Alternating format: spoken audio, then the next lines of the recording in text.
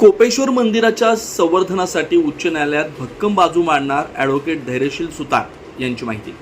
खिद्रापूर येथील ऐतिहासिक आणि पुरातन वारसा असलेल्या कोपेश्वर मंदिराच्या संवर्धनाची जबाबदारी पुरातत्व सर्वेक्षण विभागाची असतानाही विभागाकडून दुर्लक्ष होत असल्यानं मंदिर वास्तूची झालेली दुरावस्था उच्च न्यायालयाच्या निदर्शनास आणून दिली जाईल।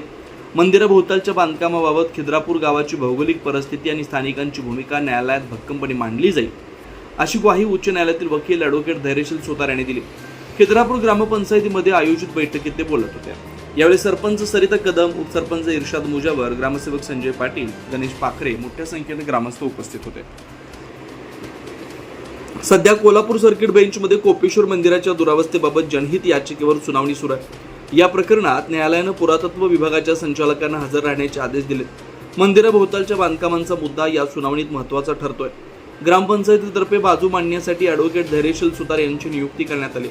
या पार्श्वभूमीवर ॲडव्होकेट सुतार यांनी कोपेश्वर मंदिर परिसराची प्रत्यक्ष पाहणी केली। त्यानंतर ग्रामस्थांनी प्रशासन यांच्यासोबत सविस्तर चर्चा करण्यात आली।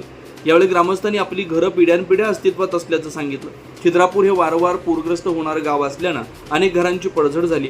नवीन घरं बांधण्याची गरज असल्याचं त्यांनी स्पष्ट केलं।